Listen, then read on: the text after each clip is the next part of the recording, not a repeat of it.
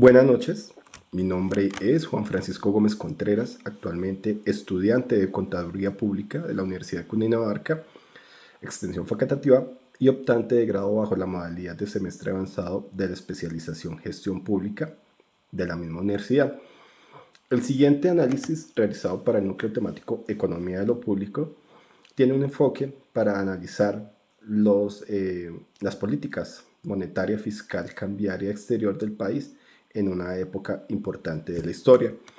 Para este caso, he decidido tomar la década de los 90 como base fundamental de este análisis. Para dar un contexto mejor de por qué la elección de esta época, tengo algunas, digamos, argumentos.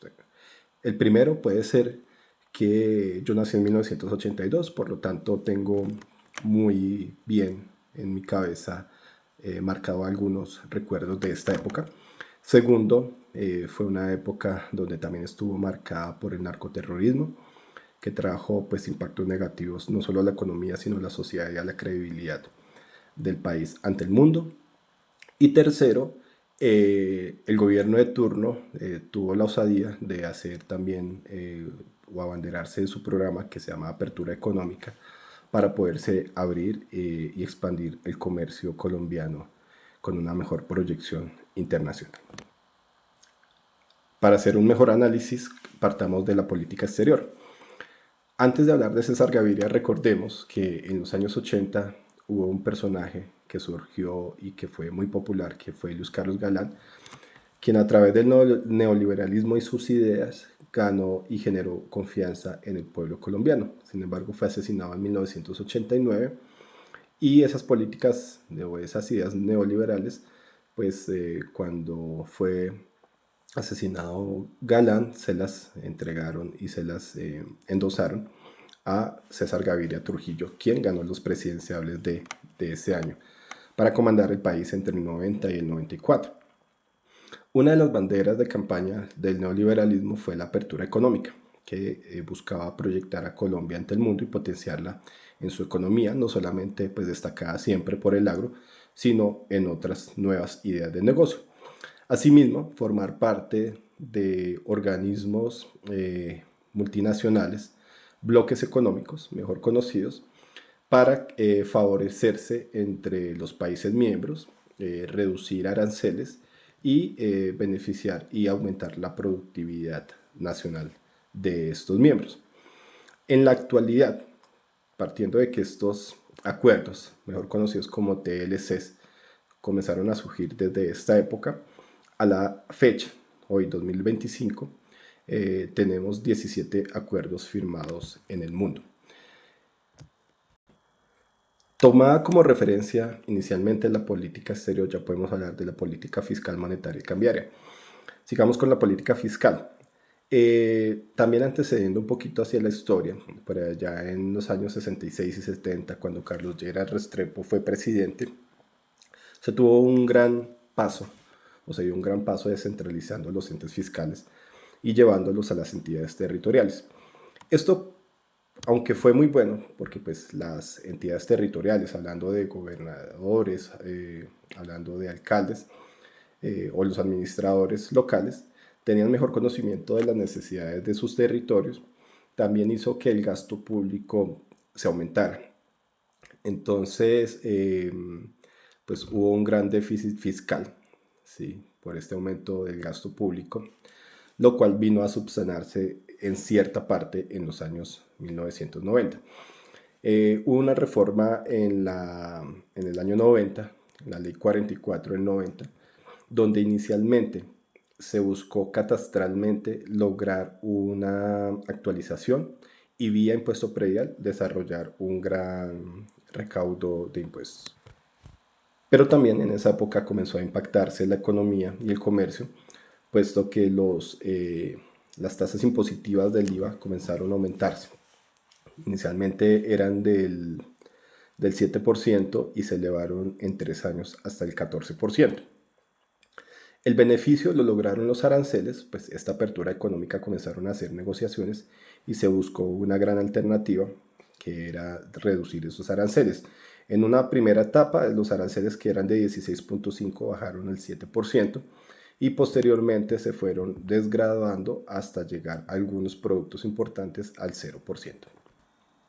Otro impacto importante fiscal que tuvo la época fue la Ley 100 del 93, que entregó a los privados el manejo de la seguridad social, haciendo que las utilidades del país pues llegara a manos de particulares.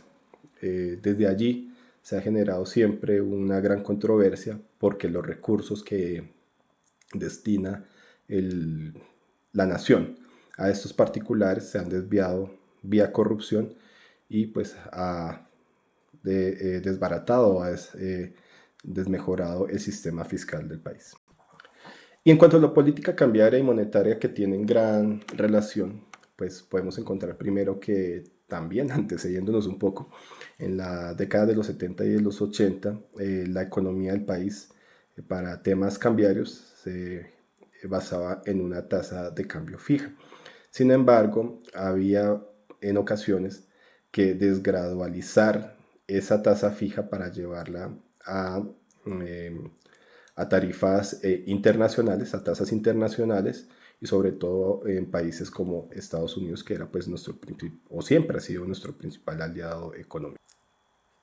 ¿Y por qué fue importante en los años 90 esta política cambiaria? Porque la política cambiaria cambió a algo que se llamó la tasa de cambio de evaluación gradual, lo que logró beneficiar en cierta medida a los exportadores y en especial a aquellos nuevos exportadores que fueron pues, beneficiados de esta política de apertura económica. Pero durante la década de los 90 también tuvo algunas manifestaciones de recesión, sobre todo en el 99, por situaciones externas e internas, por ejemplo, externas como las crisis mundiales de los asiáticos y de Rusia que tenían invertidos en Colombia importantes sumas de capital y que lo sacaron pues, para suplir sus crisis, desfinanciando un poco el sistema cambiario en el país. Seguíamos con unas altas tasas de un déficit fiscal por el tema del gasto público, del excesivo gasto público, y esto ocasionó también pues, importantes cifras de desempleo, como bien lo recordamos quienes vivimos en esta época. También hablando de política ya monetaria, hubo algunas dificultades cuando el gobierno quiso implementar algunas políticas a largo plazo para reducir la inflación. Sin embargo, la inflación, como es bien sabida, no se puede medir en un plazo tan largo, sino se gestionaron algunas medidas para poderla no solamente evaluar, predecir, sino contrarrestarla en términos menores. Y por último, también uno de los impactos negativos que se dio para temas de política monetaria es que se tenían que tomar en cuenta muchas variables para poder determinar, por ejemplo, la tasa de cambio.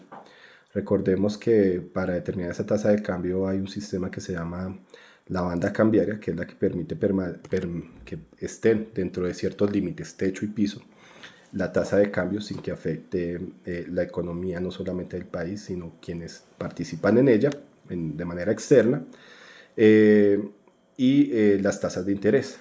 Entonces, el gobierno de turno prefirió darle prioridad al tema de la tasa cambiaria, de la banda cambiaria, para trabajar con una mejor tasa, desmejorando las tasas de interés, lo cual hizo también que el gobierno delegara a los bancos privados generar sus propias tasas de interés para ser más óptimas y atractivas al público, y decidiera al público mismo con qué banco irse.